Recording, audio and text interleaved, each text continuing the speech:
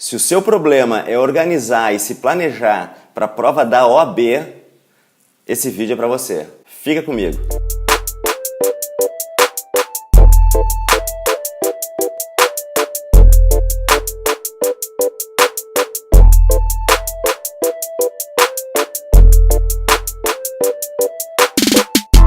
Tudo bom, pessoal? Aqui é o Professor Odilon e este é um canal voltado a aprender como estudar, como ter um estudo de verdadeira alta performance e como fazer esse estudo ir para o longo prazo. E no vídeo de hoje eu quero falar com vocês sobre a prova da OAB, que são 17 matérias e a gente tem que se organizar para estudar 17 matérias. Como é que a gente vai fazer? Muitas vezes as pessoas já estão trabalhando ou estão estudando para outro concurso e não querem perder os focos, e eu vou conversar um pouquinho sobre o planejamento para a prova da OAB. O negócio é o seguinte, a prova da OAB é uma prova que você não concorre com os demais candidatos. Você tem que fazer o seu mínimo e a partir daí pegar a sua carteirinha, começar a sua atividade de advogado.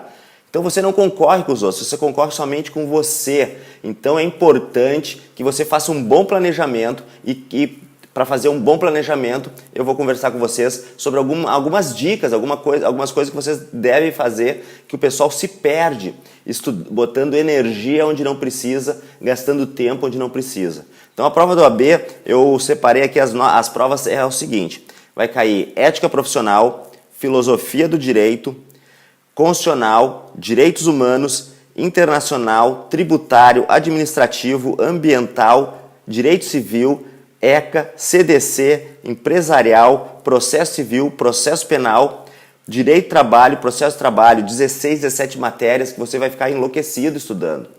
Porém, se você olhar o cronograma e olhar as provas anteriores, você vai ver que o número de questões é diferente, por exemplo, de constitucional para direitos humanos. Então é a partir daí que você vai fazer o seu planejamento. Então quando você for lá e identificar as horas que você tem disponível para estudar, quem consegue vai estudar no turno da manhã, outros vão estudar no turno da tarde, porque de manhã fazem outra atividade, ou outros ainda vão, porque trabalham, estudam à noite. Então você vai direcionar os horários que você vai estudar, vai separar esses horários e você vai ter uma carga horária durante a semana. E aí você vai colocar suas horas de estudo e você vai ter uma quantidade de horas por semana, né? Então imagine que você tenha 24 horas na semana. Então você vai separar que você tem 24 períodos, você vai ter que dividir essas horas de maneira que você vai conciliar esse seu cronograma. E aí que entra a dica que eu vou dar para vocês. Vocês vão dividir em 3 grupos de estudo, 3 maneiras diferentes de estudar. Então, por exemplo, se você, no grupo 1, o que eu vou botar de matérias no meu bloco 1, que eu vou chamar de bloco 1?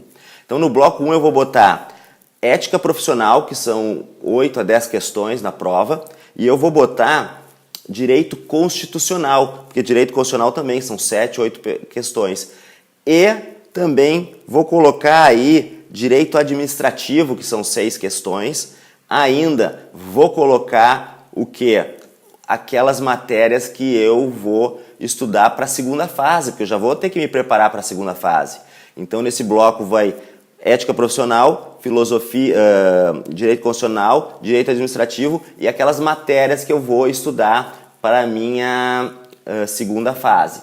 Se a minha segunda fase, por exemplo, for direito público, que eu já estou estudando de constitucional e administrativo, eu vou pegar outra das matérias que caem bastante, que pode ser tributário, penal, processo penal, direito do trabalho e processo civil, que são essas que caem de 6 a 7 questões também. Então eu vou pegar alguma dessas de maneira que eu faça com que esse bloco seja em torno de 5 questões. 5 questões não, de 5 matérias. Então essas matérias será o bloco 1. Essas matérias eu vou estudar o dobro do tempo que eu estudaria o bloco 2. O que é o bloco 2? O bloco 2 eu vou pegar o quê? Eu vou pegar essas matérias que gravitam entre 5 e 6 questões e que não estão lá no bloco 1. Então, por exemplo, o que é? É direito tributário, é direito civil, processo penal, direito penal, processo, trabalho e trabalho. Então, dessas 7 matérias, provavelmente 2 ou 3 vão estar lá no bloco 1. Então eu vou ter mais um outro bloco de 5 matérias. Então esse bloco aqui de 5, 6 matérias, né? O bloco 1, 5 ou 6 matérias, o bloco 2, 5 ou 6 matérias. Esse bloco 2 eu vou estudar metade do tempo que eu disponibilizei para o bloco 1. Então, no bloco 1 eu vou estudar mais e no bloco 2 eu vou estudar menos. E depois eu vou fazer o bloco 3. O bloco 3, o que é o bloco 3? São aquelas matérias que caem muito poucas questões, que é direitos humanos, que vai cair 2 questões, direito internacional também vão cair 2 questões, ambiental vai cair 2 questões, ECA e CDC também caem 2 questões. E eu não posso negligenciar essas matérias, porque bem ou mal, aí são mais ou menos umas 10, 15 questões, né? 10 questões por aí. E essas 10 questões podem me fazer falta depois. Então eu vou estudar essa aqui, mas eu vou estudar com o tempo que sobrar, e eu vou estudar somente por resolução de questões. Então, por exemplo, imagine que você tenha 33 horas, 34 horas na semana para estudar. 33, 34 horas na semana para estudar, que eu acho que é excelente para o estudo preparatório para a OAB. 30, 35 horas semanais. Então vamos imaginar 33 horas semanais, o que eu vou fazer? Eu vou deixar 20 horas semanais para o bloco 1, que vai conter constitucional, administrativo e ética profissional e mais as minhas matérias da segunda fase. E vou deixar também, e aí para o bloco 2 eu vou deixar 10 horas. Então deixei 20 horas na semana para o bloco 1 e ali eu vou dividir essas matérias. Vou deixar no bloco 2 10 horas e vou deixar lá no bloco 3 3 ou 4 horas. E essas 3 ou 4 horas o meu estudo vai ser um estudo reverso. Como assim, professor? Que estudo reverso é esse? O estudo reverso é o seguinte, eu vou estudar por questões anteriores. E a partir das questões anteriores, eu vou formar o meu caderno de revisão. Porque é muito importante revisão, né, pessoal? É importantíssimo que você revise ao longo do tempo, senão você vai acabar esquecendo, porque a curva do esquecimento é fatal. Você estudou hoje, 24 horas depois você esqueceu bastante, 72 horas depois você esquece mais ainda, um mês depois você tem 5, 10% daquilo que você estudou um mês atrás. Então são importantes as revisões. Então eu vou manter revisões e por isso, né, eu vou ter que ter um caderno de revisões ou ter os meus livros de resumo, enfim, eu vou ter um material para poder revisar. E nas questões, eu vou fazer esse estudo reverso, eu vou estudar por resolução de questões, a partir das questões que eu erro ou que eu não sei, eu vou lá ver como que é para desenvolver, né, o que eu precisei, o que precisava para eu saber aquela questão. Eu não vou ficar perdendo tanto tempo no bloco 3, né? Então, quem estuda para concurso, por exemplo, vai só agregar aquele bloco 3. Vai daqui a pouco botar uma horinha de ética profissional, agregar lá um estudo reverso no bloco 3, caso o que esteja no bloco 3 já não seja matéria importante do seu estudo, né? Porque ali você vai ter, se você estuda para concurso, por exemplo, eu estudo para magistratura. Se você estuda para magistratura, você estuda quase todas as matérias. Então você não vai ter problema. Aí, para quem já estuda para concurso, o que eu aconselho? Quando faltar 2 ou 3 meses para a prova da OAB, estuda um pouco de ética profissional, mantém umas revisões de ética profissional, tenta jogar ele no curto prazo e que tu utilize, logo em seguida seja a prova e você utilize aquela memória de curto prazo, né? Estudar mais de véspera do que um estudo mais consistente que você vai fazer para o seu concurso que você tá focado. Agora, aí se você não tem essas 30 e tantas horas, professor, eu espremi 3 horas diárias e vou estudar mais um pouquinho no fim de semana.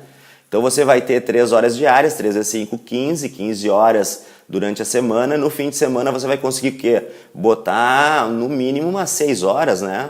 No fim de semana, ou atolar muito no sábado e deixar o domingo para descanso, ou ainda estudar mais 3 horas no sábado, 3 horas no domingo. Então você vai ter 21 horas. Então, nessas 21 horas, o que você pode fazer? Você pode dedicar 10 horas para o bloco 1, 5 ou 6 horas para o bloco 2, né? Deixa mais umas duas dá 15, né? 10 horas do bloco 1, mais 5 no bloco 2, aí você vai ter mais 5 ou 6 horas. Dessas 5 ou 6 horas você vai deixar 2 ou 3 horas para o bloco 3, fazer aquele estudo reverso, e utilizar essas outras 2 horas que sobrarem para quê? Para fazer revisões do bloco 1 e do bloco 2 e ainda fazer resolução de questões do bloco 1 e do bloco 2. Porque aí você não teve tanto tempo, né? Então você tem que deixar um tempinho mais escasso. E se você tem menos tempo ainda, professor, eu tenho menos tempo ainda, o que eu faço?